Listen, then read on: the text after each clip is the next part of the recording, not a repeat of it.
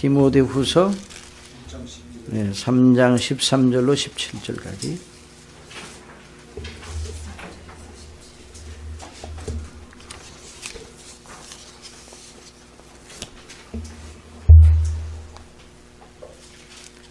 자, 한 절씩 교독하시겠습니다.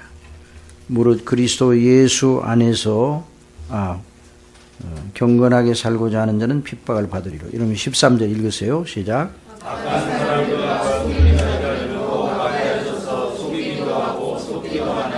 그러나 너는 배우고 확신한 일에 거하라. 네가 뉘게서 배운 것을 알며 또 어려서부터 성경을 알았나니 성경은 능히 너로 하여금 그리스도 예수 안에 있는 믿음으로 말미암아 구원을 이루시게 하느니라. 모든 성경은 하나님의 감동으로 된 것으로 교훈과 책망과 바르게 함과 의로 교육하기에 유익하니 이는 하나님의 사랑으로 온전케 하며 모든 선한 일을 행하기에 온전케 하려 함이라. 아멘. 예. 우리 이제 오늘 이 시간에는 거기에 배우고 확신한 일에 거하라 그런 말씀이 있죠. 그래서 오늘 주제는 믿음의 확신에 대해서, 되게 이제 영어로는 assurance라는 이런 말을 이제 쓸 때는 되게 구원의 확신을 말할 때 그렇게 쓰거든요. 이제 믿음의 확신, 여기 확신은 confidence, 이제 믿음으로 가지고 있는 그 확신에 대해서 오늘은 이제 구원의 확신도 이제 함께 다뤄지겠지만은 더 포괄적으로 믿음 있는 자가 하나님께 가지는 확신 문제를 어떻게 우리가 봐야 되는가 하는 것을 말씀을 통해서 보면서 우리 성령께서 저와 여러분의 심령을 주장해 주시고 또 가르쳐 주실 줄 믿습니다. 그래서 저와 여러분 마음속에 성령의 기름 부으심이 함께 하실 것입니다. 자, 거기 보면 이제 사도 바울이 디모데에게 배우고 확신한 일에 거하라 그런 말씀을 했거든요. 그래서 이제 배우고 확신한 일에 거하라. 거기에 14절에 보면 너는 배우고 확신한 일에 거하라. 내가 뉘게서 배운 것을 알며 이렇게 말씀을 하셨는데요. 그래서 믿음의 확신, 중요한 문제입니다. 여러분, 성경은 모호하고 불분명한 투로 말하는 적이 없습니다. 언제나 명백합니다. 이 성경의 속성 가운데 명백성이 있습니다. 한번 따라해주세요. 명백성. 성경은 불분명하게 이렇게 모호하게 표현한 적이 없어요. 영어로 말하면 maybe, 뭐 그럴 수도 있다, 뭐 perhaps, as I think, 내 추측으로는, 내 생각으로 이런 문구가 없습니다. 전부 다 it is that, 뭐 이런 식으로 쭉 이렇게 직설형으로 말하고 그렇게 말하지 그냥 이렇게 둘러서 말하든지 추측에 맡긴다든지 또 사도들과 선지자들, 구약의 선지자들과 사도들이 하나님의 말씀을 전할 때 그런 투로 전하지 않았어요. 내가 생각하기에 뭐 그런 말을 한 적이 없습니다. 설교자들이 어떤 경우에는 그런 말을 쓸 때가 있기는 있어요. 그렇긴 하지만 그런 말이 설교에서 많이 나오면 안 됩니다. 성경이 말하건대 이런 말이 설교자의 그 말 속에서 많이 나오는 게 좋습니다. 그래서 이제 성경은 모호하고 분명한 투로 말하는 적이 없습니다. 그리고 사도들의 발언에 확신이라는 말이 아주 많이 나와요.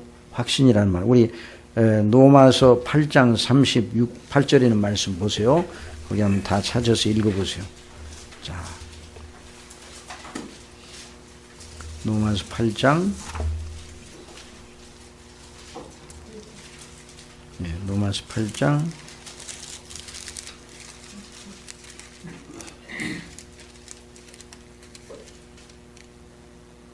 자, 로마서 8장 다 같이 읽읍시다. 시작. 내가 확신하노니 사망이나 생명이나 전세들이나 권세들이나 현재일이나 장래일이나 능력이나 높음이나 깊음이나 다른 아무 피조물이라도 우리를 우리 주 그리스도 예수 안에 있는 하나님의 사랑에서 끊을 수 없습니다. 그런 말씀. 확신하노니 이렇게 말하거든요.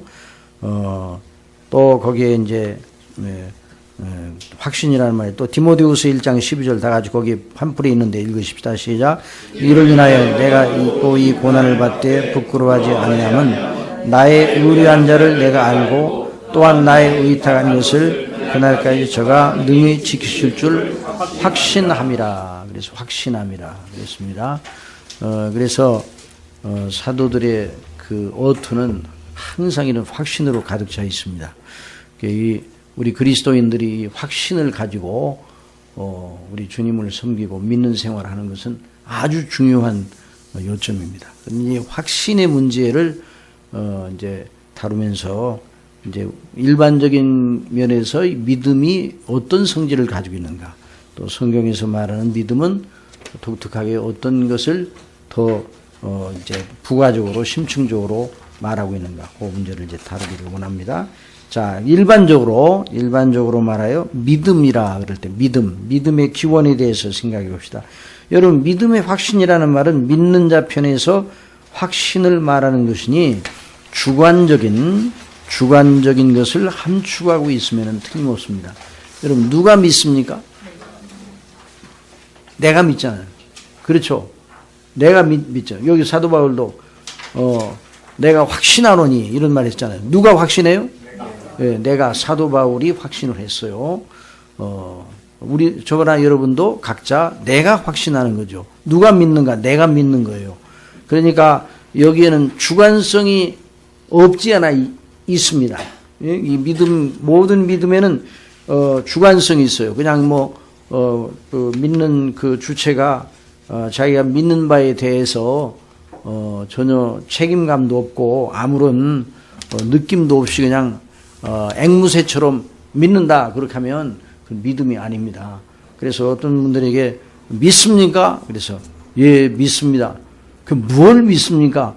근데 잘 모르겠어요. 그러면 이게 참 곤란해집니다. 그러니까 믿는다고 그러는데 그 믿음이 자기가 믿는 바가 무엇인가를 분명히 알고 확신이라는 말을 했으니까 그 믿는 것을 알 뿐만 아니라 거기에 자기 자신을 이제 던지고 신뢰했다는 그런 그 뜻이 함축되어 있거든요. 그러니까 일단 믿음의 주체는 그 믿는 사람 자신이다. 이걸 이제 먼저 생각을 합니다. 그런데 여러분, 여기서 잘 생각을 해야 돼요. 그러나 믿음의 확신이라 할 때 믿는 그 사람 자신의 의식, 또 생각, 신념에만 국한하여 이 문제를 생각한다면 결국 자기 신념의 한계 속에 머물러 있는 경우에요. 이것은 우리가 지금 배우고자 하는 믿음의 확신의 영역 밖의 일입니다. 나는 믿습니다. 그래요? 어떻게 믿어요? 나는 다른 사람이 어떻게 한다는, 나는 정말 믿습니다. 가만히 물어보니까 자기 자신에게서 나온 거예요. 그리고 자기 자신의 신념이야. 이것은 믿음의, 우리가 다루는 여기 믿음의 확신과는 다른 문제입니다. 그건 자기 신념이지, 그래서 믿음이 아닙니다. 성경은 자기 신념을 말하는 적이 없습니다. 여러분, 그걸 알아야 돼요. 내가 확신한다. 사도 바울이 내가 확신하노니, 그럴 때 자기 신념으로 확신한다. 그렇게 말하면, 그건 별 의미가 없습니다. 그 권위도 없고 가치도 없는 것이죠. 그러니까 우리가 믿는다 할 때는 그 믿음의 확신은, 믿음의 주체는 우리 자신이지만 믿음의 기원은 우리 자신에게서 나온 것이 아니에요. 여러분, 이거 아주 매우 중요한 요점입니다. 믿음이 우리 자신으로부터 출발된 거면 아까 말씀드렸죠. 그건 하나의 신념에 불과하다고 그랬죠. 그건 믿음이 아니에요. 그런데 믿음이 우리 자신에게서 나온 게 아니라 그 기원이 우리 밖에 있는 우리가 믿어야 할 대상에게서 나오는 거예요, 사실은. 그렇죠? 그래서 참된 믿음은 우리가 믿어야 할, 우리가 믿는 대상으로부터 시작되었다, 이렇게 말해야 돼요. 예? 믿을만 하니까 믿는 거 아니에요. 그 믿을만 한 걸 보고 믿는 거 아니에요. 형제를 봤는데, 형제를 전혀 내가 잘 모르잖아요. 그렇죠? 그런데 그 형제를 보니까, 아유 정말 그 얼굴을 보니까 정말 믿음직하게 생겨서 내 지금부터 형제를 믿으려고 그럽니다. 그러면 그 믿음이 견실합니까 부실합니까? 그 부실하죠. 그러니까 그 믿음이 벌써 내가 그러나 나는 뭐 믿겠어요. 나는 뭐 끝까지 뭐 형제를 믿겠어요. 형제가 무슨 말을 하더라도 나는 믿겠습니다. 형제가 팥으로 매주를 쓴다 할지라도 믿겠습니다. 뭐 이런 식으로 하게 되면 형제가 기분이 좋겠어 안 좋겠어? 좋겠으나 그건 아무것도 아니에요. 좋겠네. 괜히 기분만 좋지 아무것도 그런 없는 거예요. 나 믿는 나도 아무것도 아니고 또 형제도 역시 그런 말을 받아도 기분이 좋을지언정 아무런 효과가 없는 것이에요. 효력이 없는 거예요. 그런데 우리가 이게 믿는다고 그럴 때 믿음은 언제나 진정한 믿음은 그 믿을 만한 대상으로부터 시작이 되는 거예요. 이걸 잊지 말아야 돼요. 그 믿는 사람 자신에게서 기원하는 게 믿을 대상에게서 기원된 것이죠. 누가 우리에게 나를 믿으라 하면 그 사람이 믿을 만한지를 먼저 살펴보고 따져보아야 합니다. 그렇죠? 믿을 만한지 아닌지를 따져봐야 돼요. 내가 저 사람에게 나 자신을 맡기고 믿어야 되는지 그걸 잘 알아봐야 돼요. 그렇지 않고 무조건 믿습니다. 그러면 그건 안 되는 거예요. 그러니까 믿음은 어디로부터 온다고요? 믿는 주체로부터 오는 거예요? 믿는 대상으로부터 오는 거예요? 믿는 대상이 믿을만해야 믿음이 생기는 거예요. 그걸 잊어서는 안 돼요. 그래서 예수님께서 하나님을 믿으니 또 나를 믿으라 하셨죠.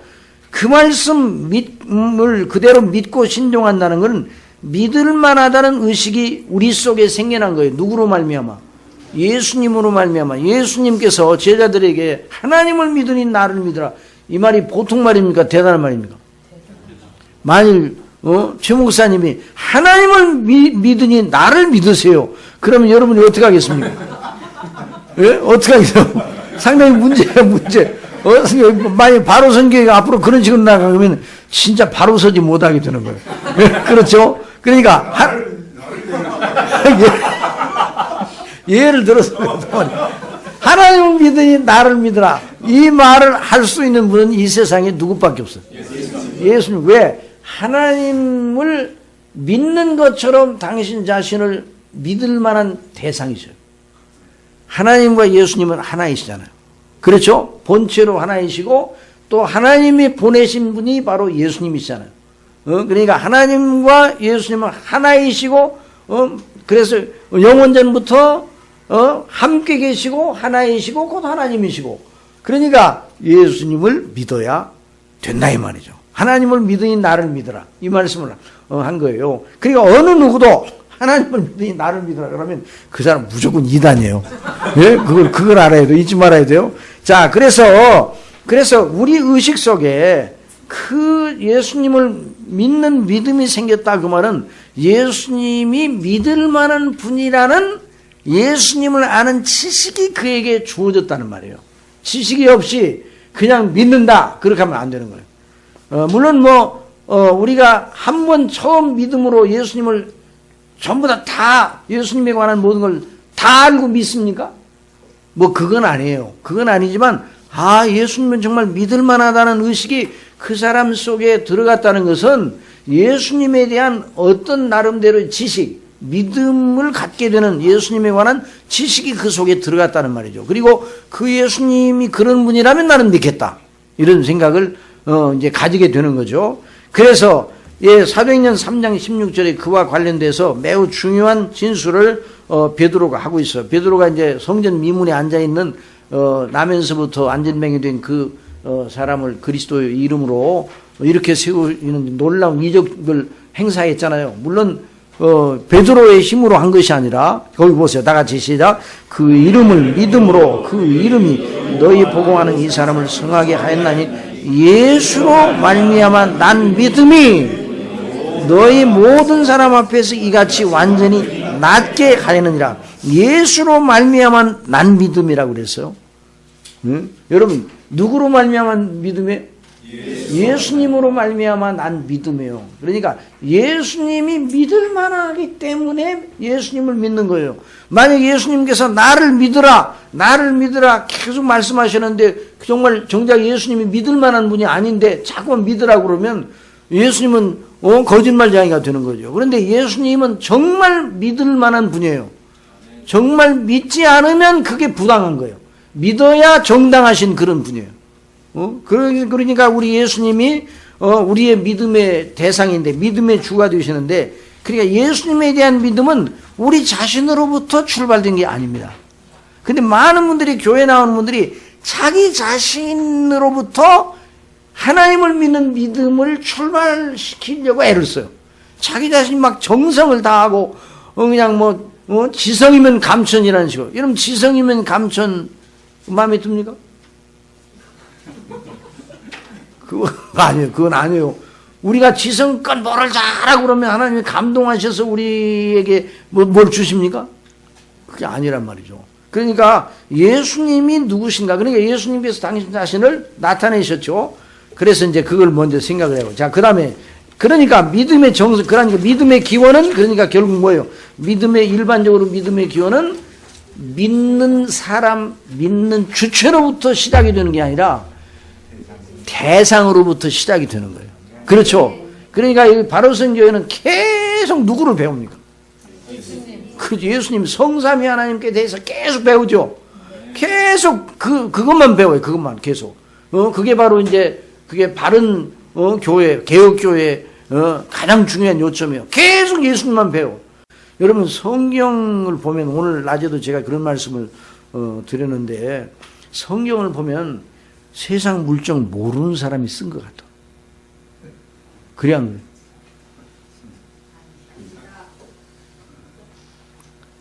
그래? 그렇지 않아요? 이 세상에 살아가려면 먹고 입고 마시고 또 집도 있어야 되고 다 이런 일들이 많잖아요. 문제가 많아요, 안 많아요? 여러 가지 또 감당해야 될 일이 많죠. 학생들 어릴 때부터 그냥 태어나자마자 그냥 한 3살부터 그냥 계속 그냥 공부를 시키니까 공부도 해야 될 일이 많고. 그런데 이 성경을 읽어보면요, 아주 모든 문제를 단순화시켰어요. 왜냐하면 누구에게만 집중하라는 거예요? 누구에게만 집중해요? 창조주 하나님, 예수님, 성령, 성삼위 하나님께만 집중하라고. 성경 여러분 이렇게 열어보면 하나님께 집중하도록 우리를 항상 하나님 앞으로 데리고 가잖아요. 성경은. 그래야 안 그래요? 그렇습니까? 안 그렇습니까? 성경은 어떤 지면이 있었든지 하나님께로 데려가서 하나님과 당신의 관계에만 집중하라, 이런 식이요. 그러니까 다른 문제가 많은데요. 목사님, 제 발등에 지금 이게 불이 떨어졌는데 지금 그냥 하나님께만 집중하라고요? 이런 반발을 할 만큼 성경이 그렇게 돼 있어요. 성경이 물론 가끔 인간의 여러 가지 문제에 대해서 성경이 얘기하는 대목도 있기는 있죠. 없어요. 없어. 처음부터 끝까지 무슨 문제를 다루든지 하나님과의 관계야. 그러니까 계속 하나님과의 관계야. 먹든지 마시든지 무엇을 하든지 뭐라고요? 오직 하나님의 영광을 위해서 하라. 계속 하나님 얘기예요, 이 성경은. 그러니까 그러면 생각하기를, 맨날 이 세상에 살면서 먹고 살고 이런 문제가 있는데 어떻게 하나님께만 관심을 두고 살아갈 수 있나요? 그렇게 할 수는 없다, 이런 생각을 가지고 이거 별로 그렇다, 이런 생각. 이 성경의 방식에 대해서 이 정돈이 안 되는 사람은요 아주 힘이 들어요, 교회에 나와서. 더군다나 우리 이제 바로선 교회나 중심교회 같아서는 좀 힘들어요. 왜냐하면 계속 누구 얘기만 해요. 계속 하는 얘기만 하는 거예요. 지금 현재 거기에 있는 어떤 분들은 그래요. 목사님, 회중들이 지금 무슨 고통을 당하는지, 어떤 어려움이 있는지를 목사님도 좀 아셔야 돼요. 그래요? 알아야 돼요? 또 이제 로이노 목사님 책에도 그렇게 나와 있어요. 공장에 다니는 사람들이 거기 교회에 많이 나온다면 공장에 가서 어떻게 무슨 일을 하고 있는가 그것도 체험들을 해야 돼요. 상당히 일리가 있는 소리죠? 그래 안 그래요? 그래도 목사님들이 가서 이렇게 다 알아봐야 되잖아요. 그렇죠? 어려움 겪는 것을 좀 같이 봐야 된다, 이 말이에요. 그러니까 일리가 있는 소리죠? 그래 안 그래요? 그러자면 거기에는 회중들이 100명이 있으면 거기 100명이 있는 회중들이 여러분들도 지금 여러분 각자 다 사정이 다르잖아요. 그렇죠? 그래요. 그런데 최 목사님이 여러분 각자 사정을 다 세밀히 파악하고 난 다음에 설교 준비를 해야 되죠. 그렇습니까?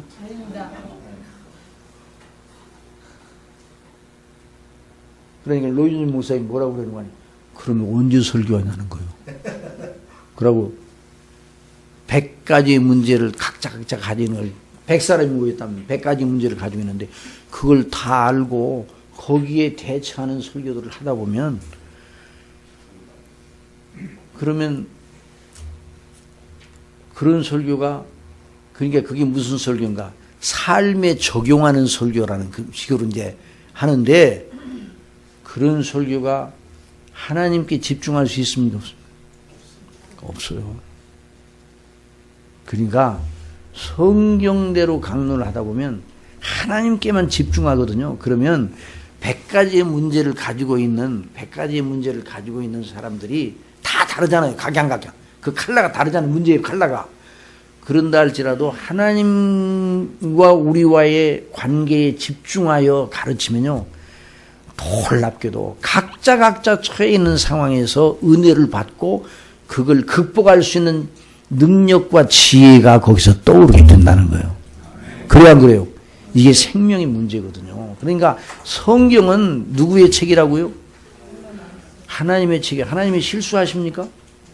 하나님이 우리가 사는 것이 무엇인지 모르십니까? 모르실 리가 없어요. 그런데 아심에도 불구하고 왜 그러는가? 그것이 중요하기 때문에 그래요. 그래서 뭐 얘기하다 그래요. 그렇죠. 우리 믿음은 결국 하나님을 믿는 믿음은 누구로부터 출발한다고요? 하나님 그리스도를 아는 지식으로부터 출발이 되는 거예요. 그래서 언제나 주의 영광을 바라보고 그래서 성경을 강론하고 계속 주의 영광에 대해 나라에 대해서 성경이 말하라는 것만 사실은 우리가 배워야 되는 거예요. 그래서 믿음의 정당성 여부, 믿음의 정당성 여부 봅시다. 그러니 그 믿음의 정당성 여부는 1차적으로 믿는 자 편에 있는 것이 아니라 나를 믿으라 한 믿음의 대상이 결정하는 거예요. 여러분 우리가 주님을 믿죠. 예수님을 믿죠. 그렇죠? 우리가 하나님 믿죠. 자, 우리가 하나님을 믿어. 왜 믿습니까? 우리가 하나님을 믿고 예수님을 믿는 것은 왜 믿습니까? 예수님께서 믿으라고 하셨잖아요. 그러니까 우리가 믿는 거 아니에요. 그렇죠? 믿으라고 말씀하셨으니까 믿는 거예요. 믿음의 기원이 그렇다고 말씀드렸어요. 그러니까 그 믿음에 우리가 믿는 믿음, 예수님을 믿는 믿음의 정당성은 1차적으로 누가 그 문제에 대한 책임을 져야 돼요. 우리가 예수님을 믿는 믿음에 대해서 우리가 예수님을 믿게 되는 것이 누가 믿으라고 해서 믿었어요? 우리로부터 출발한 게 아니에요. 그러니까 믿으라고 하신 예수님이 믿으라고 하셔서 우리가 믿는 거 아니에요. 그러니까 믿음의 예수님을 믿는 믿음의 정당성은 우리에게서 출발되는 게 아니에요. 누구로부터 출발돼요? 예수님으로부터 출발되는 거예요.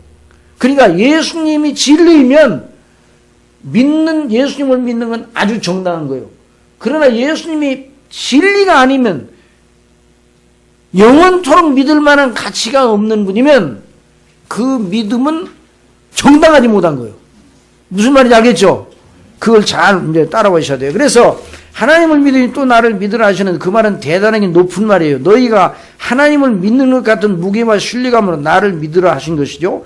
예수님을 믿는 것이 정당한 여부는 믿을 대상이신 바로 그 예수님이 그렇게 하나님과 같은 수준의 대상이신가, 같은 수준으로 믿을 만한 분이신가에 달려 있습니다. 만일 그 정도는 아닌데 그렇게 믿으라고 하셨다면 예수님이 잘못이에요. 예수님을 하나님같이 믿으면 실수하는 거예요. 만일 예수님이 그런 분이 아닌데도 하나님을 믿는 것처럼 나를 믿으라 이렇게 말씀하셨다면 예수님이 실수하시는 거예요. 그 경우 그러니까 그 책임은 누가 지셔야 돼요? 예수님이 지셔야 돼요. 그 예수님은 그런 일을 하실까요? 책임지시고 나중에 잘못됐다고 평가받을 일을 하셔야 안 하셔요? 안 하시는 거예요. 그러니까 반면에 예수님의 말씀 그대로 하나님과 동등되시고 하나님의 보내신 분이시며 하나님과 하나이시면 예수님을 믿지 않는 것이 잘못된 거예요. 아시겠어요? 예수님을 믿지 않는 것이 잘못된 것이에요. 그래서 성령께서 오셨을 때 성령께서 오시면 죄에 대하여, 의에 대하여, 그 다음에 심판에 대하여. 자, 우리 요한복음 16장에 있는 말씀 찾으세요. 요한복음 16장.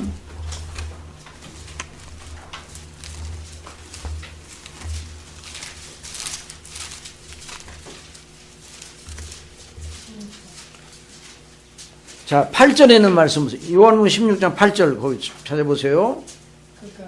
시작. 그가 와서 죄에 대하여, 의에 대하여, 심판에 대하여 세상을 책망하시고. 여러분, 세상을 책망하신다고 성령께서 오시면요, 그렇죠? 세상을 성령께서 세상을 책망하신다 이런 말씀을 하셨는데, 세상이 성령께서 책망하시는 음성을 듣습니까? 성령께서 책망하시는 것을 세상 사람들이 알아요, 몰라요? 그런데 세상을 책망하신다고 그러면 허공에다가 두고 말씀하시는 거나 똑같은 건가요? 누가 들어요? 세상을 책망하시는 이 책망을 누가 들어요? 믿는 우리가 들어요. 우리만 들을 귀가 있어요. 여러분 들을 귀가 있어요, 없어요? 있어요. 그래 이런 얘기를 하니까 또 어떤 사람은 들었어요. 뭘 들었어요? 신비한 소리를 들었거든요. 아이고 이런 사람이 있으면 곤란해요. 그러니까 그런 것이 아니라 그 하나님께서 우리의 심령 속에 역사하셔서 그 말씀을 받아들이게 하는, 그게 우리 의식 속에서 우리의 인적인 내부에서 역사하셔서 듣는 걸 말하는 거죠. 마음의 귀로, 마음의 눈으로 보고 마음의 귀로 듣는 거예요. 그래서 들을 귀 있는 자는 들을지어다 말씀하셨죠. 들을 귀 없는 자가 있어요, 없어요? 많죠. 세상 사람들은 들을 귀가 없어요. 귀는 있는데. 그러니까 자, 여기서 세상을 책망하시는 이 책망은 누가 듣는가? 믿는 사람들이 들어요. 그럼 세상을 책망하시는 소리를 어떻게 책망하신다고 그래 말씀하셨어요? 자, 거기 보세요. 9절에 있는 말씀 보세요. 죄에 대하여라 하면, 자, 나를 믿지 아니하며 그랬죠. 그러니까 나를 믿지 않는 게, 예수님을 믿지 않는 게 어떻게 한다고요? 예수님을 믿지 않는 게 죄라는 게 정당한 거예요, 부당한 거예요? 정당. 예수님을 믿는 것이 정당한 거예요. 예수님을 믿지 않는 건 부당한 거예요. 그렇죠? 그러니까 왜 이런 책망을 우리 속에서 주시는가? 예수님을 믿을 필연적이고 절대적인 이유를 성령께서 주시는 거예요. 그러니까 믿지 않은 세상이 잘못됐다는 걸 늘 우리 속에 깨우쳐 주시는 분이 누구세요? 성령님이세요, 성령님. 그래서 이 말씀을 하신 거예요. 그래서 자, 죄에 대하여라면 나를 믿지 아니하며, 그 다음에 보세요. 의에 대하면, 자, 아버지께로 가니 너희가 나를 보지 못하면, 내가 아버지께로 간다는 건 뭐예요? 의에 대해 모든 아버지의 보내신 뜻을 이루시고 이제 온전히 이루시고 아버지께 가시는 걸 말하는 거예요. 그러니까 예수님이 이루신 대속의 그 역사, 그것이 얼마나 영화로운가 하는 사실을 세상은 모르고 있단 말이죠. 그 의에 대해서 몰라요. 그러니까 의에 대해서 모르는 세상을 늘 책망하시는 그 책망의 음성을 우리가 듣도록 하는 거예요. 그래서 예수 그리스도의 대속의 은혜를 늘 바라보고 그로 인하여 위로를 받고 거기서 견고하게 서게 하신단 말이에요. 그 다음에 심판에 대하여라면, 자, 이 세상 임금이 심판을 받았습니다. 예수님이 십자가에서 죽으신 것은 우리 죄를 대속하시기 위해 죽으셨지만 그 예수님의 십자가의 죽으심으로 인해서 마귀의 세력이 죽임을 당한 거예요. 마귀가 심판을 당하는 거예요. 그걸 우리 심령 속에서 늘 깨닫게 해주신단 말이죠. 그와 같은 일을 통해서 성령께서는 우리가 예수님을 믿는 것이 얼마나 정당하다 하는 걸 늘 깨우쳐 주셔요, 우리 속에. 이런 깨우침이 없다 그러면 우리 믿음이 견지되지가 못해요. 우리 믿음이, 우리 스스로, 자, 예수님은 정당하시죠? 그래야 그래요. 그런 예수님을 믿는 것이 정당하죠. 그러니까 우리가 마땅히 믿어야 되죠. 그러니까 마땅히 믿어야 되니까 마땅히 항상 그 믿음을 견고히 붙잡고 있어야 되죠. 그렇긴 그런데 우리 스스로 견고합니까? 그렇지 못하단 말이죠. 그 문제를 그래서 다뤄야 되는 거예요. 그러니까 믿음의 대상으로서의 하나님의 완전성을 언제나 잊지 말아야 돼요. 그걸 의심하면 처음부터 하나님을 믿는 믿음을 무시하고 시작하는 것이니 성경이 말하는 믿음이 아니에요. 하나님의 완전성. 여러분, 성경은 하나님의 말씀이죠? 성경에 이해되지 못하는 부분이 있어요, 없어요? 성경에 이해되지 못하는 부분이 있어요, 없어요? 성경에 이해되지 않는 부분이 있어요, 없어요, 성경에? 어려워요? 성경 여러분 다 이해가 돼요? 목사님이 이제 잘 가르쳐 주셔서 많이 이해를 하시긴 하시지만은 다 이해가 되냐고요? 안 되잖아요. 그러니까 우리가 성경을 다 믿을 수는 있어요, 없어요? 잘 대답하셔야 돼요. 다 이해되지 않으니까 우리가 성경을 다 믿을 수는 없죠.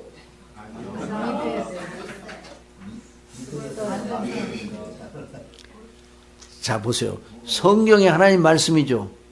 성경이 완전하신 하나님 말씀이죠. 자, 하나님이 완전하시죠. 그래서 성경이 완전해요, 불완전해요? 그런데 성경 속에 우리가 이해되지 못하는 부분이 있어요, 없어요? 그래도 성경을 믿습니까? 아니면 이해될 때까지 그 부분은 안 믿습니까? 그래도 믿어야 되는 거예요. 아시겠어요? 그래도 믿어요. 왜? 하나님이 완전하시니까, 성경이 완전하니까 믿는 거예요. 그런데 이제 가끔 이렇게 까부는 사람들이 있어요. 교회사 속에서 보면. 요즘 근대에 많아가지고. 성경을 보니까 과학적으로 어쩌고저쩌고. 이건 그런 오병이 여보 같은. 예수님이 물 위로 걸어가시다. 그거 다 신화예요, 신화. 이렇게, 까부로 되던 신학자들이 있었어요. 참 가소롭죠, 가소로워. 지난번에도 말씀드렸지만, 이 신학자들 가운데 믿음에 관해서 신자가 붙어 있으면 다 이단이에요. 성경이 완전하죠? 완전하죠? 성경에 이해되지 못하는 부분이 있어요, 없어요? 그러나 성경을 믿는 데는 지장이 있어요, 없어요? 없어야 돼요. 성경을 믿는 데는 지장이 없어야 돼요. 물론 이해되지는 못하는 부분이 많아요. 저는 성경 다 어느 부분이든 이해되겠죠? 저 정도 되면? 그렇겠죠? 그렇게 생각하면요, 큰 오산이에요.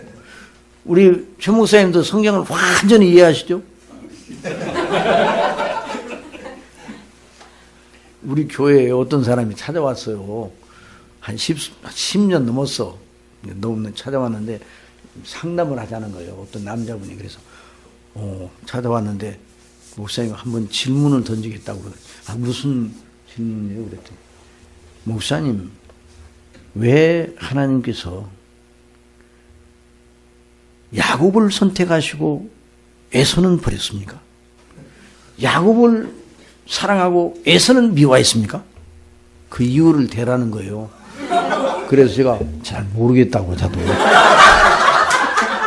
모르죠. 저 어떻게 알아요?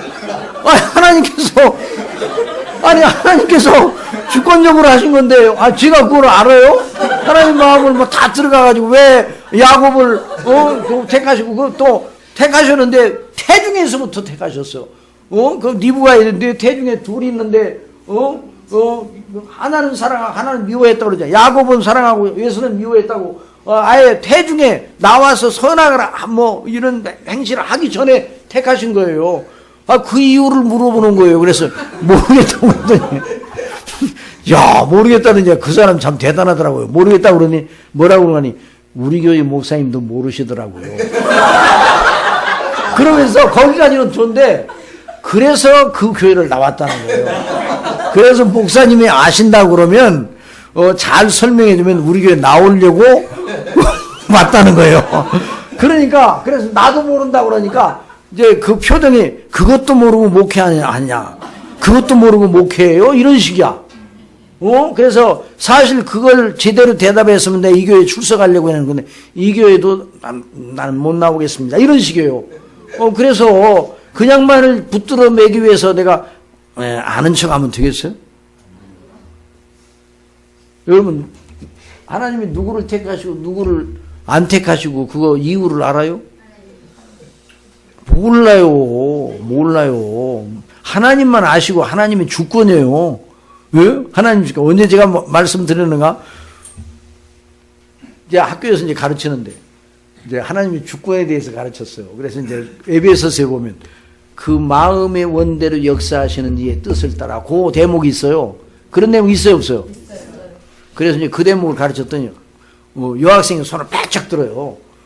그래서 칼빈신학교에서 뭐 물어보려고 그러냐. 그럼 목사님, 그 모든 게 하나님의 맘대로네요. 그래서 내가 그랬구만. 그럼 하나님의 맘대로지. 뭐 불만해요? 그러면 너 학점 못 줘. 학생, 그게 불만이면 학점 못 준다. 하나님의 맘대로지. 그럼 누구 맘대로요? 여러분 가운데 불만 있어요? 그 일에 대해서? 누구 맘대로? 아니, 하나님의 맘대로지. 그런데 우리 맘대로 하면 문제가 되지만 하나님께서 하나님 맘대로 하면 문제가 없어요. 하나님은 완전하신 분이기 때문에 하나님이 하시는 모든 일, 뜻하신 모든 일에는 정당한 이유가 있는 거예요. 믿습니까? 아니, 하나님이 정하신 뜻이 정당한 거예요. 그걸 잊어서는 안 돼요. 그러니까 하나님의 말씀에 대한 정당한 그 완전하다는 것을 알아야 돼요. 자, 그래서 하나님은 완전하시죠. 그렇죠? 하나님의 말씀인 성경도 완전하잖아요. 자, 근데 이제 성경을 놓고 여러 가지 논란이 교회사에 많이 있었어요. 그래서 네 번째 이제 그 사면 보세요. 성경의 권위. 자, 성경은 누가 썼어요? 성경은 누가 썼냐고요? 사람이 썼어요? 하나님이 쓰셨어요? 어떤 분은 그래요. 하나님이 쓰신 것도 있긴 있어요. 뭐냐고 그랬더니, 십계명 돌판. 그건 하나님이 쓰시고, 다른 건 다 사람이 썼다는 거예요. 그럼 이제 십계명 돌판이 더 권위가 있어요? 사람이 쓴 게 더 권위가 있어요? 십계명 돌판을 누가 쓰셨다고요? 하나님이 쓰셨죠. 하나님이 손으로 풀로 이렇게 쓰셨다고요. 쓰셨어요. 그러니까 그게 더 권위가 있어요. 사람이 그냥 이런 사도 바울처럼 이렇게 양피지나 이런 데 쓴 것이 더 권위가 있어요. 근데 여러분들은 그렇게 대답하는데 그렇게 대답을 안 하고 싶은 사람들이 꽤 있어. 그러니까 교회 이 성경의 권위 문제는 매우 중요합니다. 성경의 권위 문제는 성경의 권위, 이게 성경에 사람이 썼잖아요. 그렇죠? 이게 사람이 그럼 십계명 돌판에 하나님이 쓰셨다는 것을 알고 있지만 모세의 글에 하나님이 그렇게 하셨다라고 써 있는 거지. 십계명 돌판 여러분 가지고 있어요? 그럼 만져보기도 했어 가서? 없어요. 그러니까 결국은 성경이 모세와 선지자와 사도들을 통해서 성경이 쓰여지는 그 성경이 하나님의 말씀이라는 그에 대한 권위 문제가 대단히 중요한 문제예요. 그러니까 하나님 눈에 보이지 않으시잖아요. 그렇죠? 그래야 안 그래요? 하나님 눈에 보이지 않으세요. 하나님이 말씀하셔요? 가만히 계셔요? 말씀하시잖아요. 히브리서 1장 찾아보세요. 히브리서 1장.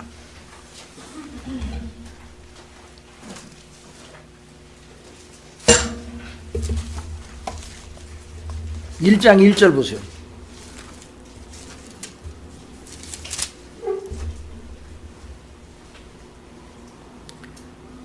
자, 시작.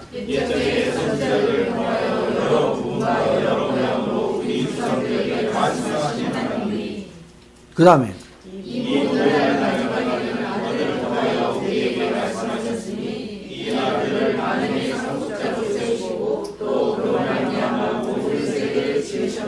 말씀하셨다고 그랬죠. 하나님 말 한번 따라하세요. 하나님께서는 말씀하신다. 말씀하셨고 말씀하시고 앞으로도 말씀하실 거예요.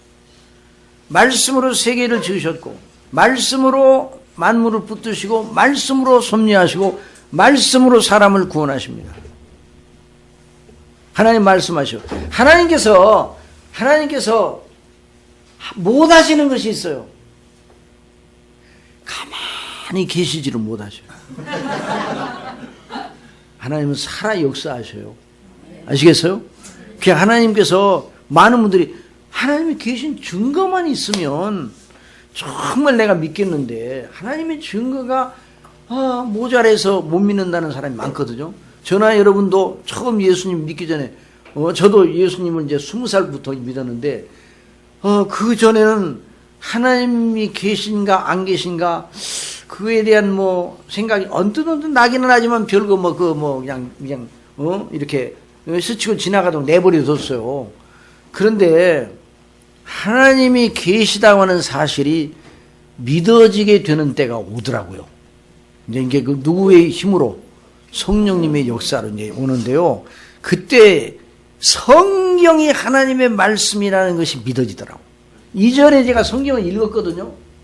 성경을 읽었는데 그냥 책으로 읽는 거지. 우리 고등학교 국어 선생님이 참 훌륭하신 분이었어요. 그런데 그분이 저한테 성경을 읽으라고 말씀을 하시더라고요. 당신 교회를 안 나가시는데 그 왜 성경을 읽어야 돼요? 그러니까 서양 문학을 하려면 성경을 읽어야 되는 거야. 성경을 모르면 서양 문학책을 못 읽는다. 너 문학을 좋아하고 책을 읽기를 좋아하는데 성경을 꼭 읽어야 된다. 그래서 성경을 갖다가 이제 꼽아놓고 이제 창세기로부터 이제 쭉 읽어 나가는 게 아니고 창세기도 읽다가 마태복음도 읽다가 그러는데 다른 것은 그냥 넘겼어요. 그런데 마태복음에 너희 지체 중에 하나를 잃어버리고 지옥에 가는 것보다 네가 내 눈이 범죄하거든 빼어내버리라고 그냥 눈 하나 없이 지옥에 안 가는 것이 낫다. 그런 대목이 나오잖아요. 그 말씀 듣는데요. 두렵기는 두렵더라고요. 그러니까 성령께서 그때도 그런 마음을 나중에서 이제 보니까 그게 다 연결이 되는 거예요. 마음이 근데 자다가 죽는 사람도 있는데 정말 지옥이 있다고 그러면 이게 보통 심각한 문제가 아니다. 이런 생각이 들더라고요. 그러고서도 뭐 교회는 안 나갔어요. 그러나 이제 그것도 잠깐 그런 생각 들다가 이제 다른 책 읽고 뭐 다른 생각을 했는데 그러나 하나님께서 은혜를 주셔서 이제 때가 되니까 전도자를 통해서 예수 그리스도를 믿고 영생으로는 길을 제시하셔서 결국 이제 예수님을 믿는 그쪽으로 이제 인도하심을 받아가지고 예수님 믿게 되었는데 이제 성경의 권위 그때 이제 뭐가 믿어지는 거니 성경이 하나님의 말씀이라는 것을 믿어지기 시작하는데 정말 천지개벽이 일어나는 것 같더라고요. 자, 예수님이 나를 위해 죽으셨어요, 안 죽으셨어요? 사실이 안 사실? 근데 사실인데 그전에는 몰랐어요, 알았어요? 사실인데 몰랐어요. 그전에는 믿음을 안 가졌어요. 근데 믿음을 갖게 됐어요. 그러니까 믿음이 어떻게 생겨나는 거예요? 믿는 자의 기운. 자, 거기 보세요. 그래서 성경이 믿어지기 시작하고 그래서 이제 디모데후서 3장 16절 거기 보세요. 다 같이 보세요. 시작. 모든 성경은 하나님의 감동으로 된 것으로 교훈과 책망과 바르게 함과 의로 교육하여 주옵소서. 이는 하나님의 사람으로 온전케 하며 모든 선한 일을 행하게 온전케 하여. 그러니까 이 성경이 믿어지고 성경이 하나님의 말씀이라고 완전히 믿어지게 될 때 그래서 어떤 분이 저한테 그런 질문을 해요. 거듭났다 하는 거에 대한 표지가 거듭남의 표지가 뭐냐. 그래서 성경이 하나님의 말씀으로 믿어지냐 이게 한번 반문을 했어요. 그리고 창세기 1장 1절이 그대로 믿어지냐. 창세기 1장 1절 시작. 태초에 하나님이 천지를 창조하시고 그 말씀이 정말 믿어지냐. 정말로 믿어지면 전체를 믿어지게 되는 거예요. 그렇죠? 성경 전체를 믿어지게 되는 거예요. 그러니까 그렇게 하니까 성경대로 자기 자신에 대해서 이제 그래서 그리스도를 알고 자기가 주인인 걸 알고 그리스도를 알고 하는 이런 놀라운 그 역사를 성령께서 주시는 거죠. 그래서 믿는 자의 믿음의 기원, 우리 믿는 자의 믿음의 기원은 자신을 분발하여 진리를 알아 믿음을 가지게 할 사람이 있어요, 없어요? 없어요. 허물과 죄로 다 죽어 있기 때문에 안 되는 거예요.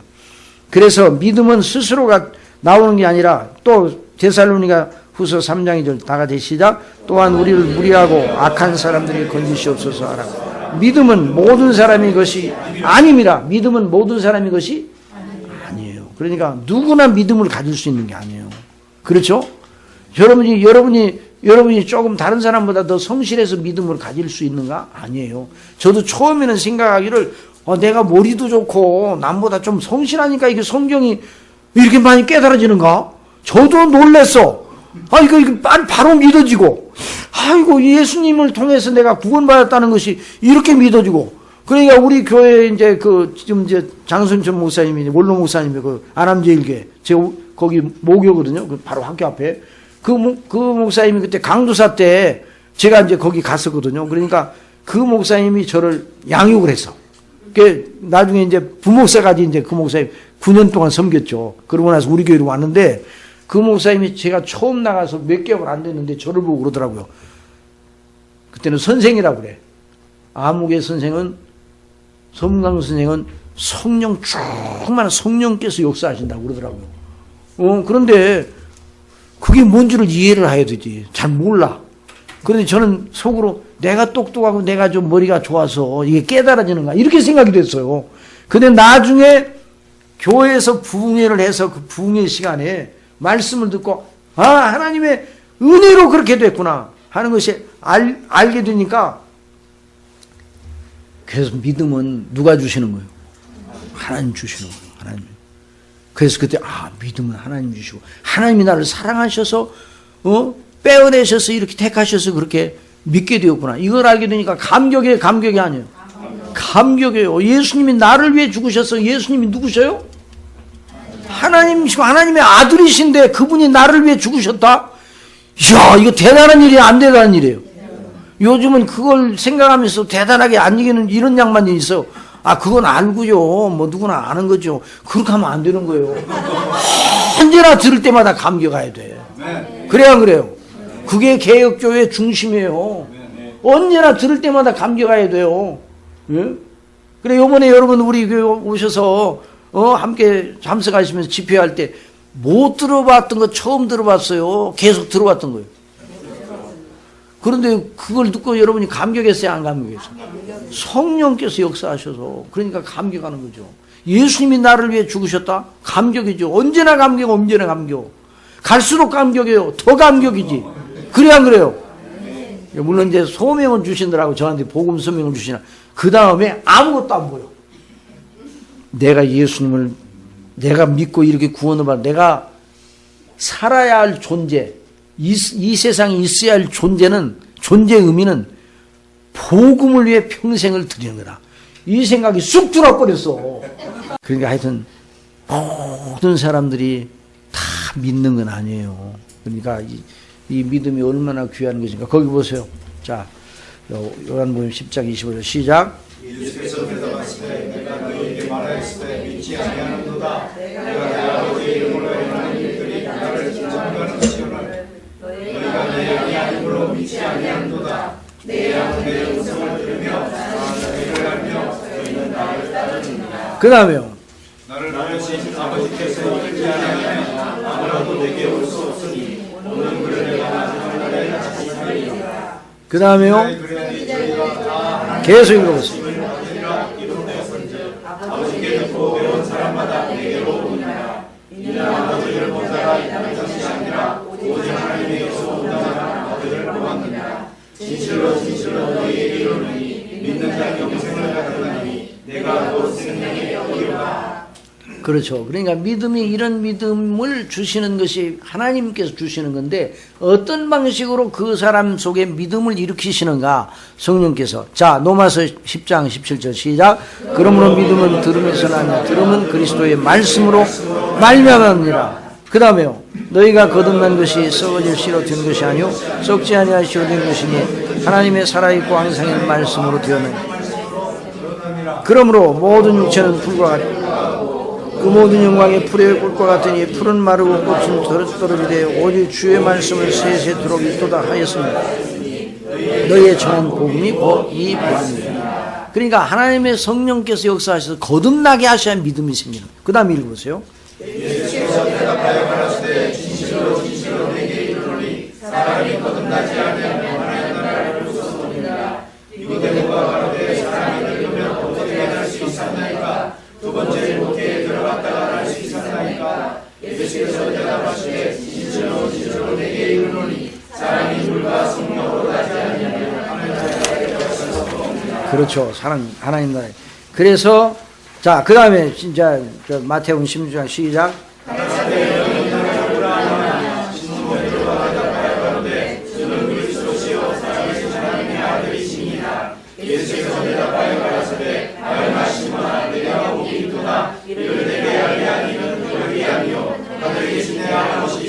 그러니까 믿음은 우리의 참된 구원받을 만한 믿음은 그 기원이 누구로부터요?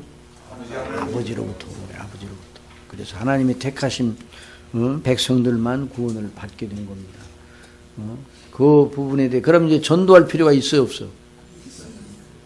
전도할 필요가 있는 이유가 바로 여기 있는 거예요. 하나님의 택한 백성들은 믿게 돼 있어요. 그러니까 전도를 열심히 하게 되면 그 전도자를 통해 당신의 택한 백성들을 보내주세요. 그 전도자에게 비춰주세요. 그래서 예수님 믿게 해주시는 거예요. 그 다음에요.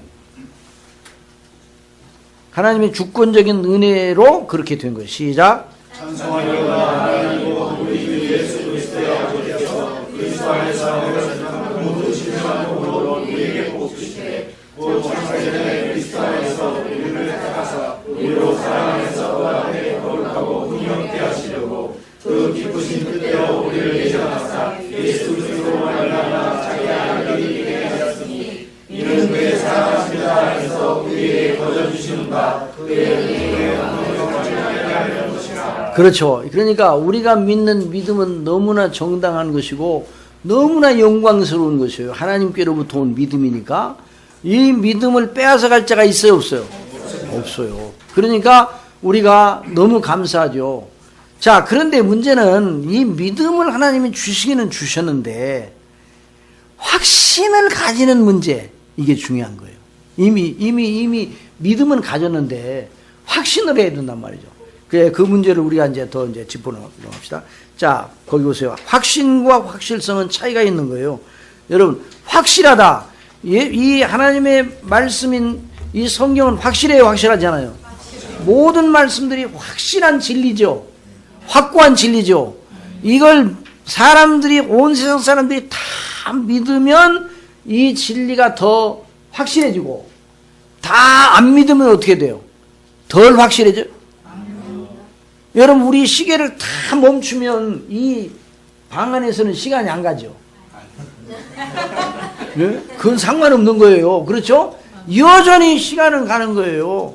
그런데 시계는 뭐냐? 시계가 돌아가서 시간이 가는 게 아니에요.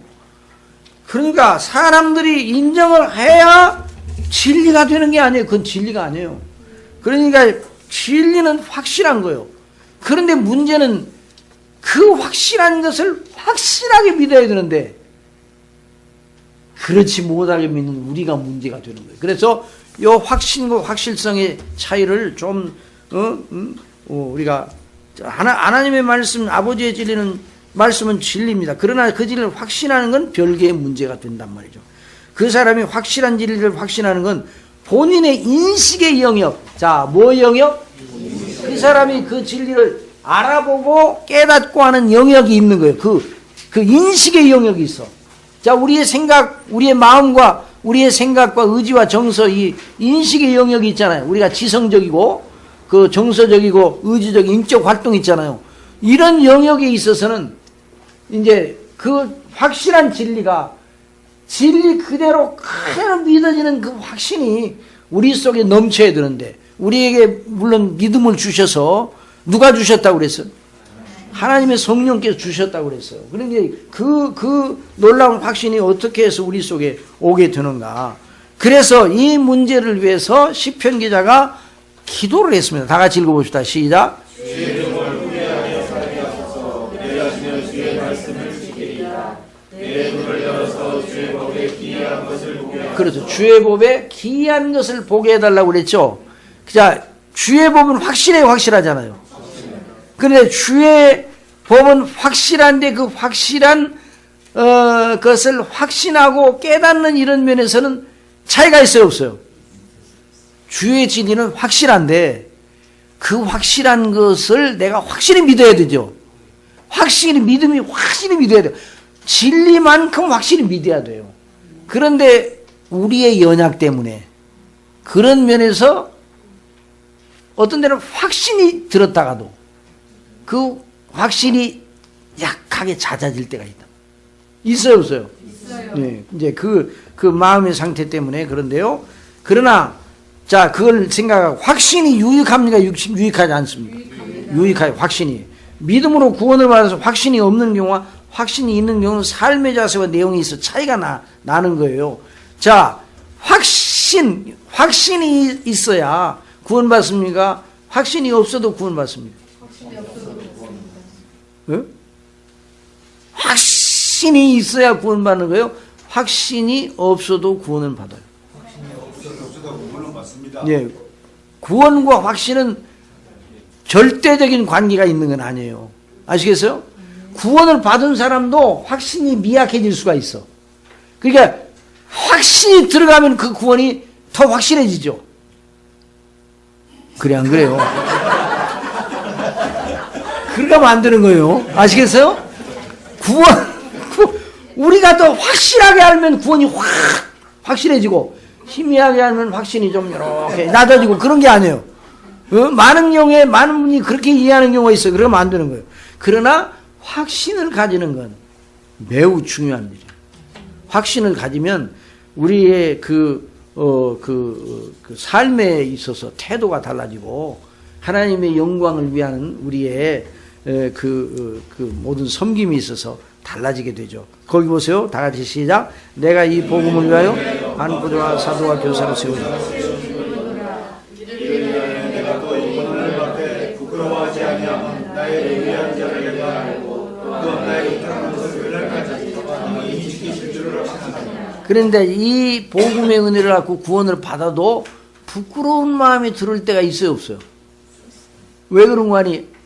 잦아진 거야. 잦아진 거예요. 응? 잦아진 거예요. 응? 그래서 우리 누구나 다 우리 연약 때문에 그러나 이제 확신이 넘치면 어떤 경우에도 부끄러워하지 않는 거죠. 그러니까 이 삶의 자세에 대해 그 다음 또 보세요.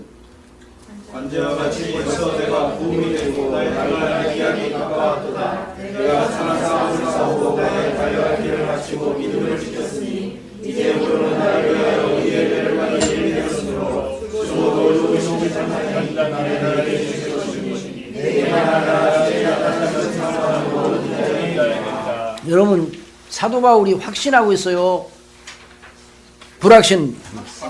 확신하고 있어요. 자기가 세상을 떠난 다음에 주님 앞에 가서 의의 면류관이 내게 예비되었다고 말씀했잖아요. 확신이 넘쳤어요. 그러니까 그 확신이 넘치는 사람하고 요단강가에서 확신이 넘쳐서 저 너머에 주님께서 나를 기다리시고 그 나를 위한 의의 면류관을 예비하고 기다리신다. 이렇게 확신이 넘치는 사람하고 요단강가에서 두려워가지고 아이고 내가 정말 이 요단강을 제대로 건널지 모르겠네.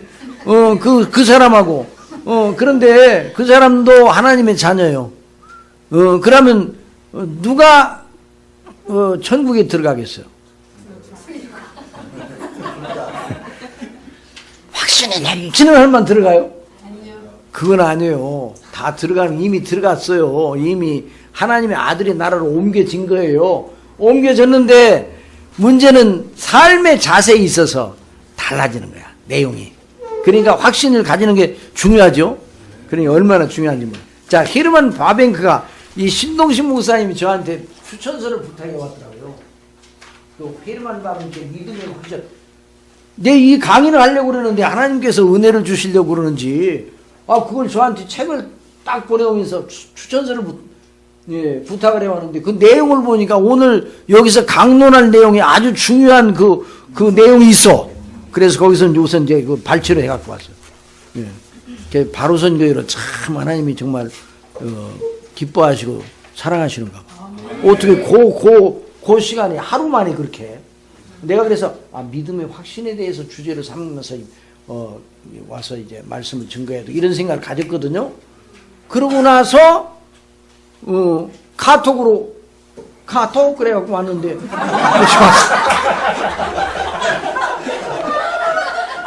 그래가지고 그 파일이 다 와버렸어.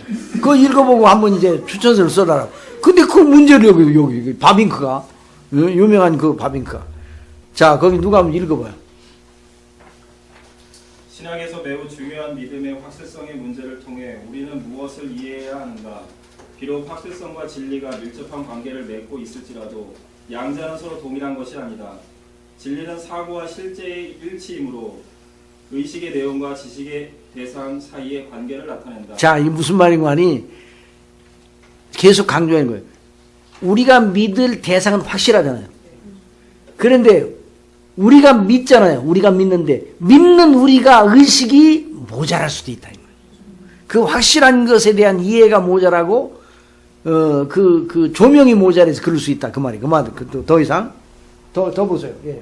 그러나 확실성은 관계가 아니라 지식을 추구하는 주체가 가진 하나의 능력, 특질, 상태를 말한다. 그렇죠. 아까도 처음에 말씀드렸죠. 확신은 누가 하는 거예요? 내가 하는 거지, 내가요. 내가 믿는 거예요. 내가 하는 거예요. 그러니까 그 나의 능력, 특질 또는 상태, 성품 이런 것과 연관이 된다고. 그 다음에 인간의 정신은 각기 다른 진술이나 명제와의 관계 속에서 서로 다른 형태를 취할 수 있다. 인간의 정신이 그 어떤 문제에 대해서든지 전혀 아는 것이 없다면 이것은 완전한 무관심이나 다름없을 것이다. 만일 찬반을 가리는 문제에 있어서 참과 거짓에 관해 판단을 내릴 수 없다면 의심의 상태에 빠져들 수도 그러니까 이제 이 확신에 있어서 분별력을 가져야 된다. 그러니까 이제 세 사람이 있어요. A, B, C라는 사람이 있는데 다 예수님을 믿음으로 구원받은 사람이에요. 근데 가지고 있는 이 사람들이 가지고 있는 확신의 정도는 동일하지 않을 수 있어요. 동일하지 않을 수가 있어요. 그걸 여기서 말하는. 그 다음에요. 인간의 정신이 여러 이유를 막론하고 한쪽으로만 치우치게 될 경우에도 의견과 추측 혹은 확신의 다양성이 존재하는 것을 알게 된다. 그러나 정신은 또한 어떤 진술과 관련하여 완전한 확실성의 상태에 도달할 수 있다. 자, 여기까지만 이제 그 내용이 이제 그 뒤에도 이제 그걸 설명한 내용이에요. 그러니까 그래서 이제 이 문제에 대한 그 이제 더 정돈된 진술이 있는데 바로 웨스트민스터 신앙고백의 이제 제 18장 그 확신, 은혜와 구원의 확신의 은혜와 구원에 대한 확신 문제. 그것을 이제 그 웨스트민스터 신앙고백서에서 다루었어요. 자, 거기 보면 이제 여러분들 이제 목사님 통해서 이 책이 번역이 됐잖아요. 그러니까 이제 더 참조를 하시고 제가 이제 원문 속에서 요점만 몇 가지.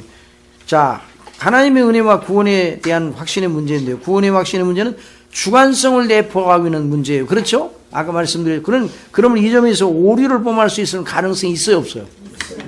이 외식자가 자기 영적인 상태를 알지 못하고 허망한 소망과 확신을 가질 수 있습니까, 없습니까? 있어요. 그런 경우에는 기만을 당하고 있는 거죠. 그럼에도 불구하고 참 믿음의 사람들이 이 생에서 자신의 영원한 구원에 대한 확신을 가지는 건 성경적이에요, 비성경적이에요? 성경적이에요. 사도 바울은 자기의 구원에 대해 조금도 의심하지 않았습니다. 그것은 자신의 의를 의뢰한 것이 아니라 하나님의 은혜의 객관적인 사실, 그리스도 안에 있는 그를 의지했기, 그리고 그리스도 예수님 안에 구속의 완전성을 의존한 것이죠. 그 다음에 구원의 확신은 거짓된 확신에 근거한 추측이 아니에요, 추측. 그러나 여러분, 잘 믿어지지 않은데 확실하게, 잘 인식이 잘 이해가 안 되는데 확신하게 막 확신하게 하면 더 좀 확신이 되죠? 전혀 상관없어, 전혀. 아무 상관이 없어요. 그거는 아무 상관이 없어요. 괜히 어떤 분들은요, 믿습니까? 그러니까 아유, 믿습니다 말을 왜 그렇게 작게만 하냐고. 믿습니다 그러는데 그래 100번 해봐도 똑같아요. 그렇게 해가지고 믿습니다가 믿음이 생기는 게 아니에요. 확신이 생기는 게 아니에요. 그걸 이제 여기서 말하는 거예요. 그러니까 우리가 조심해야 돼요. 예? 그러니까 구원의 사도 바울이 구원에 대한 의심을 하지 않은 것은 결국 사도 바울의 그 의심하지 않고 확신했던 것은 항상 기준을 누구를 기준으로 삼지 않았어요? 자신을 기준으로 삼지 않고 객관적 하나님께서 그리스도 안에서 행하신 그 의에 거기에다가 초점을 항상 맞췄어요. 우리가 어디에서 서야 된다고요? 그리스도 안에 서야 돼요. 말씀 안에 서야 되고 성삼위 하나님의 역사에 서야 되는 것이죠. 그 다음에요. 자, 구원의 확신은 거짓된 확신에 근거한 추측적인 자기 확신이 아니에요. 그러니까 하나님의 말씀에 구원의 약속에 근거한 확실한 소망의 소산입니다. 확실한 소산입니다. 그러니까 우리가 하나님의 말씀인 이 복음, 구원의 복음을 확신하는 건 좋아요, 안 좋아요? 확신할수록 좋아요. 그런데 그 문제가 어떻게 되는 거예요? 그 다음에요. 그러니까 결코 구원의 확신은 주제넘음이 아니에요. 캐톨릭에서는 구원의 확신이 없습니다. 이렇게 말합니다. 죽어봐야 알지. 뭐 자기가 구원받는 걸 언제 지금부터 그걸 알아가지고 뭐 떠들어대냐. 죽어봐야 알지. 다 주여 하는 자마다 다 천국에 들어갈 것이 아니라고 말씀하셨는데 어떻게 그렇게 자기가 구원받았다고 확신을 하지? 그렇게 말한다고 그 사람들은. 그런데 우리는 사도 바울한테 물어봐요. 구원을 확신하나요? 사도 바울이 뭐라고 그래요? 그럼 확신하지요. 어떻게 확신해요? 가보지도 않았는데. 사도 바울의 서신 전체에 대답을 줬잖아요. 그렇죠? 내 이제 후로는 나를 위하여 의의 멸관이 준비했다. 있잖아요? 그렇죠? 나의 의리한 것을 나의 의탁한 모든 걸 제가 능히 그날까지 지키실 줄 확신함이라 그랬잖아요. 그렇죠? 그거 확신했죠? 그러니까 사도 바울이 그냥 객기로 확신했다 그런 건 아니란 말이죠. 사도 바울이 정말 진리로. 그러니까 구원의 확신에 이르기를 노력해야 돼요. 노력하잖아요. 노력해야 돼요. 자, 이 오류 없는 확신은, 자, 거기 한번, 누가 한번 읽어보세요. 자, 우리 저 읽어봐요. 이 오류 없는 확신은 믿음의 진수에 속한 것은 아니나 참 신자는 그 구원의 영광을 만끽하기 전에 많은 어려움과 싸움에 기다려야 한다. 그러니까 많은 어려움과 싸움을 통해서 구원의 영광을 만끽하게 된다 그 말. 그 다음에 그럼에도 불구하고 성령님으로 말미암아 능히 하나님께서 자기에게 은혜로 주신 것들을 알 수. 그렇죠. 누구로 말미암아? 성령님으로 말미암았으면 알 수가 있어요. 자기 자신의 힘으로는 안 돼. 그러니까 신학 공부를 할 때도 기도하면서 하는 신학 공부를 하면 신학 공부를 많이 할수록 그 사람이 더 그 영성 깊어지는 거예요. 그런데 기도하지 않고 자기 힘으로 이성적으로 신학을 하게 되면 거기서 신실하게 나옵니다. 신실학. 그 신실하게 그러니까 잘못된 신학이요. 자기 신학이요. 전부 다 자기 신학. 그 다음에요. 어떤 특이한 계시가 없이도 일반적인 방편을 바르게 잘 사용함으로써 이 확신에 이를 수 있다. 그러니까 일반적인 방편, 이제 은혜의 방편을 잘 사용해요.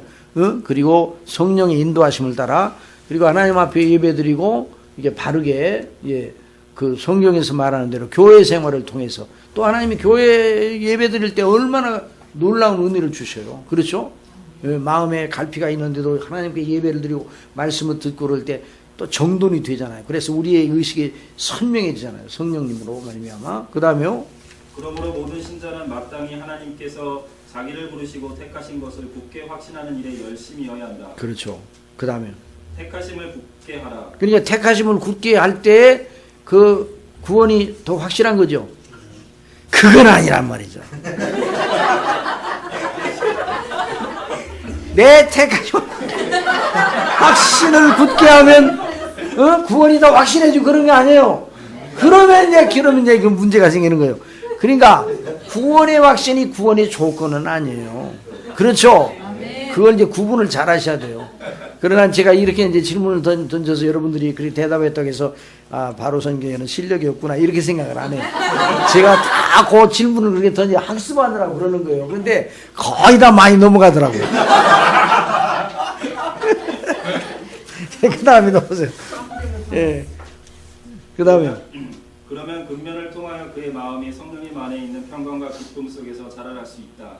그리고 하나님을 사랑하고 감사하는 일에서 자라고 하나님께 순종하자면 마땅하게 이행해야 하는 의무들을 힘있고 기꺼움으로 감당하는 일에 진보할 수 있다. 그러니까 우리 하나님의 뜻대로 무슨 일을 하게 되면 마음이 기쁩니까? 아니요. 그렇죠. 기쁘고 그걸 뭘 이겨내고 시험을 이겨내 가지고 하나님이 뜻대로 했어요. 그러면 우리 심령 속에 기쁨이 넘치 그 기쁨은 누가 주시는 거예요? 그러면서 우리가 예수님 안에서 구원받은 기쁨과 감사와 확신이 더 증가가 되는 거죠. 그렇죠? 그렇게 될 때 삶의 자세가 달라지게 되죠. 이와 같은 일을 힘쓰라 이 말이에요. 그 다음에요. 그렇게 하여 구원의 확신은 사람을 방종에 빠지지 않게 하는 것이다. 구원의 확신은 우리로 하여금 옛 사람의 본성인 죄와 방종과 나탐의 빌미를 주는데 소용되는 것이 아니라 만일 그러하다면 그런 식의 구원의 확신은 하나님의 은혜를 세균거리로 삼는 무서운 악행의 열매일 것이다. 그 다음에. 그런데 구원의 확신을 가졌던 참신자라도 그 구원의 확신에서 흔들릴 수 있다. 자, 한 번 구원의 확신을 가졌으면 계속 그 구원의 확신이 똑같은 정도로 계속 유지가 됩니까? 안 된다 이 말이죠. 예? 그래서 이제 구원의 확신에 따라서 구원이 왔다 갔다 하게 되면요. 그렇게 한다고 그러면 구원이 들락날락 하는 거예요. 그런 구원은 없어요. 따라서 한 번 구원은 영원한 구원이다. 이런 말을 했다고 그래서 막 싸우려고 되미는 사람이 있어요. 의롭다 하심을 한 번 받으면 그 사람은 언제까지 의롭다 하심을 받은 효력을 가지고 있는 거예요. 의롭다 하심을 받은 다음에 그 효력이 언제까지 가냐고요. 다음 주에 앉을 때까지 가는 거예요. 아시겠어요? 이제 그때 또다시 의롭다 하면 또 받고 그러면 돼요. 그렇죠? 의롭다 하심을 받았잖아요. 의롭다 하심을 누구를 말미암아 예수님의 의를 전가시켜 주셔서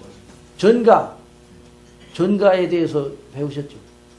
다시 우리 예수님이 우리의 모든 죄짐을 짊어지시고 전가를 받으시고 십자가에 못 박혀 죽으셨잖아요. 그렇죠? 그래서 예수님을 믿으면 예수님의 피로 말미암아 죄사함을 받고 예수님의 의를 우리 것으로 여겨주셔요. 그래서 의롭다 선포하시는 거예요. 그래 안 그래요?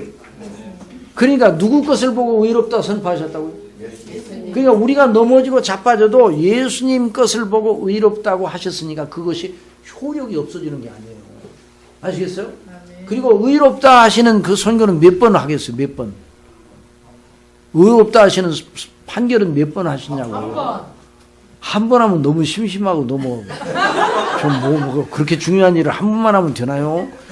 이렇게 처음 예수님 믿을 때 하고 나중에 죽을 때 한 번 하고. 요즘 그런 신학자들이 있어요. 그리고 그런 신학자들이 상당히 아주 세밀한 신학자들이요. 그 이단들이요, 그게. 그거 알아야 돼. 아시겠어요? 다 같이 의롭다 하시면 단번에 영단번에 완성되고 끝났다. 그 효력이 언제까지 가요? 영원까지 가는 거예요.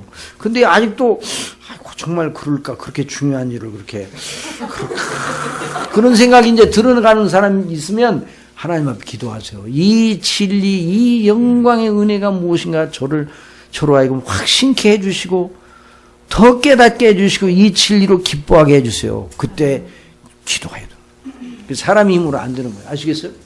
그래서 우리 하나님의 영광을 바라보고 그 다음에 거기 보세요. 거기 조금만 더 하고 끝나요. 아까 있던 앞에서 말하였듯이 구원의 확신의 진정한 근거는 나 자신에 있는 것이 아니라 그리스도 안에 있는 하나님의 은혜의 확실성에 있어도 여전히 그 구원의 확신의 주체는 바로 나 자신이기 때문에 나 자신의 영적 상태 또는 여러 가지의 시험과 어려움 앞에서 흔들릴 수 있다. 그래서 여러 가지의 방식으로 잠시 구원의 확신이 줄어들 수도 있고 상실될 수도 있다. 또 자신의 구원을 기뻐하고 감사하는 그 확신의 영광을 견지하는 일을 게을리할 수 있다. 곧 은혜의 방편에 집중하지 못하고 마음이 느슨해지고 옛사람의 죄악적인 본성이 우리 인격 속에서 작용하는 빈도가 높아지게 되어 어떤 죄에 빠질 수 있다. 자, 그러면 이제 구원이 떨어지죠? 그건 아니에요. 그건 안 떨어지고. 그 다음에요.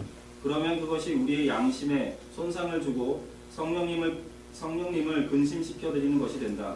그런 일은 어떤 갑작스럽거나 격렬한 시험으로 올 수도 있고 아니면 하나님께서 당신의 얼굴빛을 잠시 거두시어 하나님을 경외하는 자들마저 어둠 속을 걷게 하시고 빛이 없는 상태에 들어가게 허용하신다. 하나님께서 주도적으로 그리하시는 것이 아니라 우리의 언약과 우리 지체 속에 있는 죄의 법에 우리가 굴복하여 정욕이 우리 인격을 장악하여 버리는 경우에 허용적으로 내어버려 두시는 적이 있으시다. 그런 일로 우리가 어떤 죄에 빠질 수 있다. 그러하다고 참 신자가 하나님의 씨앗이나 믿음의 생명력을 온전하게 상실하는 것은 아니다. 상실하지 않습니다. 그 다음에 또 그리스도와 동료 신자들에 대한 사랑이 그 사람의 마음에서 완전하게 없어지는 것은 아니다. 자신이 하나님 그러니까 믿음이 확신이 잦아들면 믿음이 없어져요? 믿음이 없어지면 큰일 나게. 믿음은 절대로 안 없어져요. 왜? 우리 속에 성령께서 계시기 때문에 믿음이 떨어지지 않도록 견지하십니다. 그 다음에요. 자신이 하나님 앞에서 취할 마땅한 의무에 관한 마음과 양심의 진지함도 생각하지 않는다. 여전히 남아있는 그러한 것들을 가지고 역사하시는 성령님의 역사로 말미암아 다시 이 구원의 확신이 회복된다. 잠시 그러한 것들, 하나님의 씨, 믿음의 생명, 그리스도와 신자에 대한 사랑, 하나님의 자녀로 취해야 할 의무에 대한 진지한 관심이 구원의 확신이 가물거리는 그 절망의 때에 그 사람을 받쳐주는 불포가 된다. 아멘. 참 놀라운 하나님의 역사죠. 이런 은혜 가운데 우리가 있는 겁니다. 그래서 구원의 믿음의 확신을 늘 견지하기 위해서 우리가 하나님의 은혜를 힘입고 애써야 됩니다. 이런 귀한 역사가 우리 바로선 교회 모든 성도님들에게 넘치기를 바라고, 우리 귀한 주목사님 그 믿음의 거룩한 그 길로 날마다 여러분들 인도하시기 위해서 성령께서 쓰시는 귀한 하나님의 사람을 믿고 늘 기도해 하면서 함께 서로 이제 영적으로 위안을 하고 서로 영적인 좋은 의미의 도전을 하는 이런 역사 넘치기를 간절히 바랍니다. 기도하겠습니다.